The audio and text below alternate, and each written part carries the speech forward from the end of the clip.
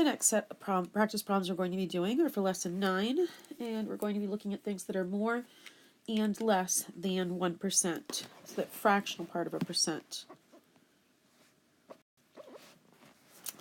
So here we are. The student government snack shop sold 32 items this week.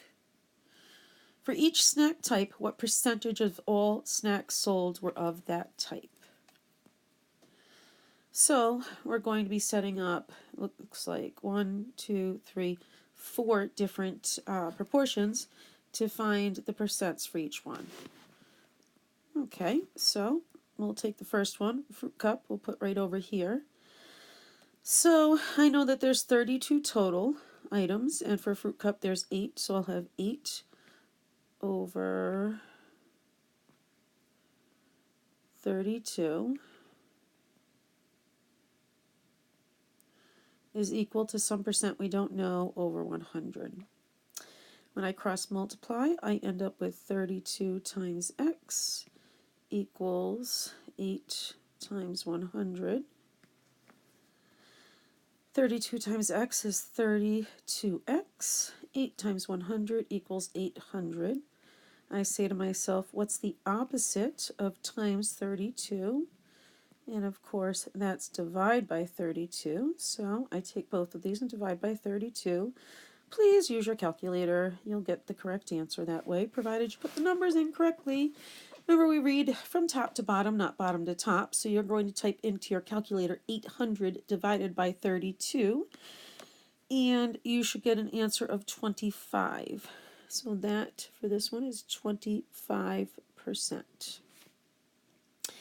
Next one, we're going to look at veggie sticks. So the veggie sticks, we had 6, that's the part, or the is, 6 is, oh, well, that color doesn't work. Give me a second to get a darker color here. Okay, so we've got 6 out of 32 equals some percent out of 100. Again, we cross multiply. We're going to have 32 times x equals 6 times 100. So that's 32x equals 600. The opposite of multiplying times 32 is dividing by 32. Divide both sides by 32. Those cancel. Again, please use your calculator. 600 divided by 32 is going to be 18.75. So this one is 18.75%.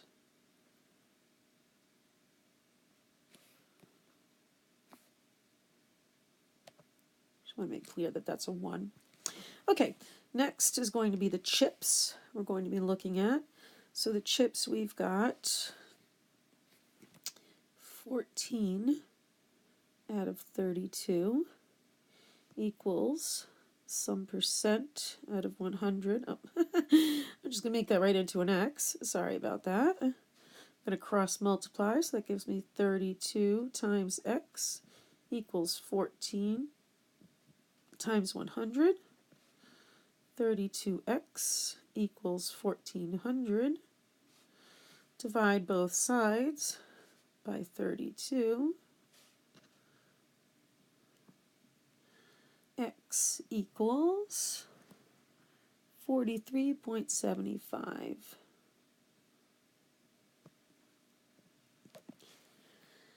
So for 14, that's 43.75%. And that brings us to our last one. We've got 4 out of 32 equals some percent out of 100. 32 times x equals 4 times 100. 32x equals 400. Divide both of those sides by 32. And we should get that x is equal to 12.5. So that makes our final percent 12.5%. And if you want to double check, make sure those add up to 100%. That certainly isn't a bad thing to check, but they do. So moving right along, problem.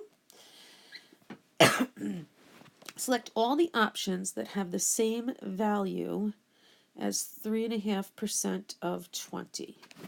Okay, 3.5% of 20, well, 3.5, in this case, it does go to a decimal, because we know that changing fractions to decimals without permission is rude, but in this case, it gives us a decimal.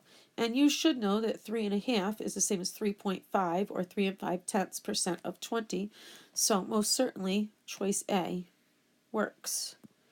So next, this says 3.5 times 20. Now remember, in order to do that multiplication with a decimal, you have to change your percent to a decimal. If I change my percent, right there is 3.5 to a decimal, I'm not going to end up with 3.5. So B definitely doesn't work. Next one we have is C.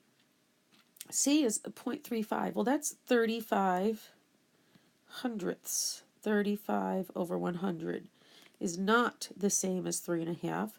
So this one is wrong. Next one. So this one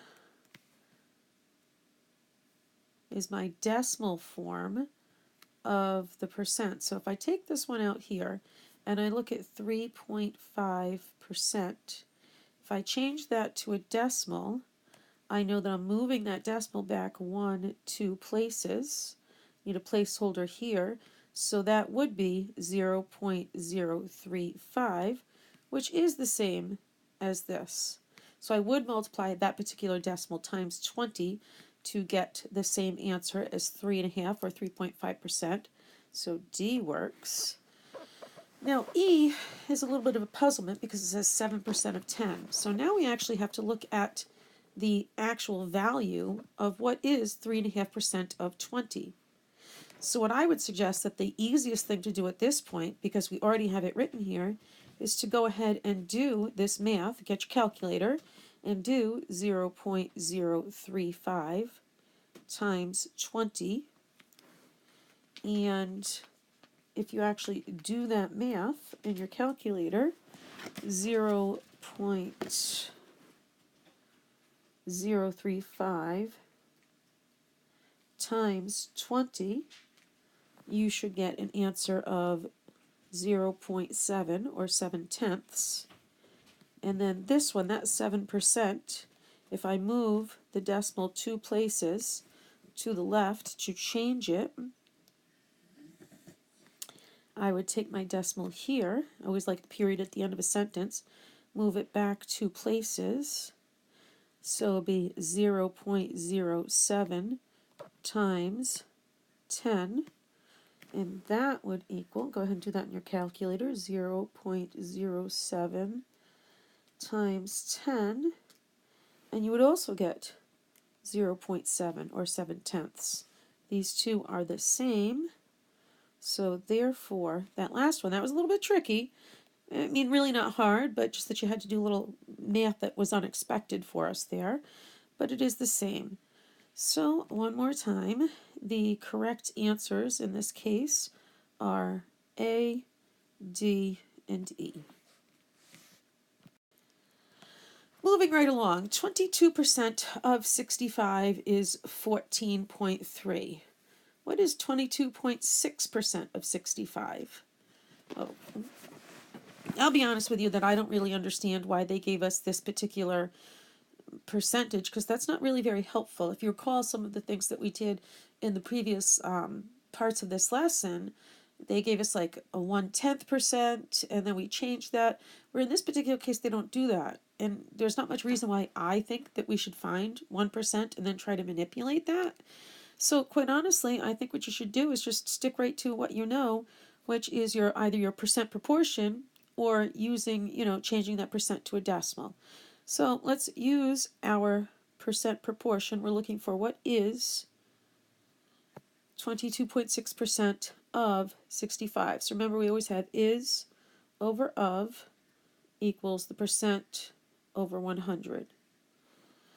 So the is obviously something that we don't know. That's on top of 65, goes on the bottom.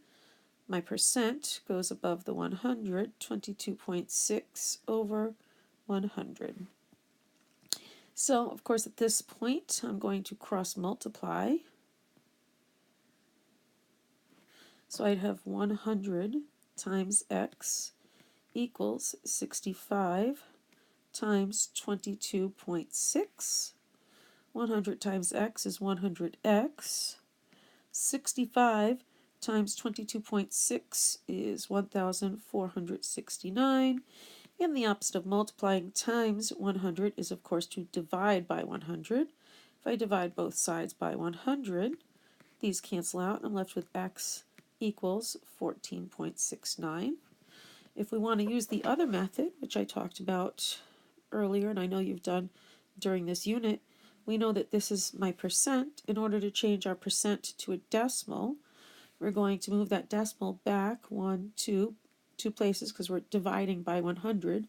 So that would give us 0.226 or 226 thousandths. So I'm simply going to multiply that number, 0.226 times 65. And like I said, folks, a few times now, just put those numbers directly into your calculators, and I'm going to get a number of 1469, which, as you can see, is exactly the same. You don't have to do both of these, just use the one that makes you most comfortable. However, it certainly doesn't hurt to put both of them into your notes. And finally, our last problem here. We've got a bakery that's using 30% more sugar this month than last month. Bakery used 560 kilograms of sugar last month. How much did they use this month? Okay, 30% more than last month. So last month is our original. That's going to be our 100%. So I've got 100%. It's more, so it's going up. I'm going to add it plus 30. Gives us 130%. Now, as always, I've got two choices. I can put this into my percent proportion, in which case the bakery used 560 last month, so that's my original, so that's my of. 560, the thing that we don't know is what we have now, so that's x, it goes on top. And that's equal to 130 over 100. So I am going to cross multiply. So I will have 100 times x is equal to 560 times 130. So 100 times x is 100x, and that's going to be equal to 560 times 130, and that is going to give us 72,800. Divide both sides by 100, because that's the opposite of times 100. Those two cancel out. I'm left with x equals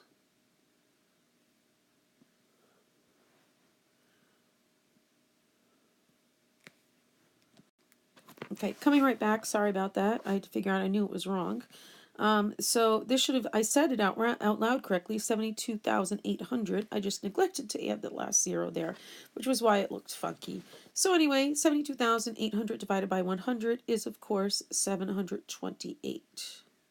So it's 728 kilograms of sugar.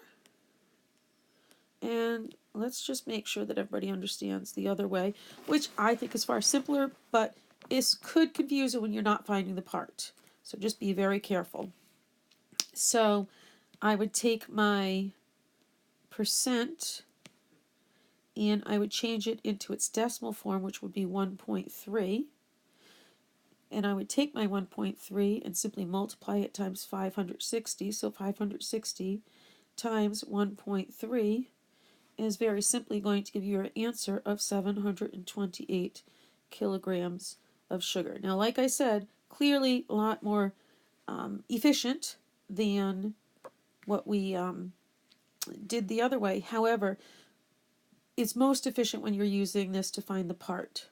So there's your answer, 728 kilograms.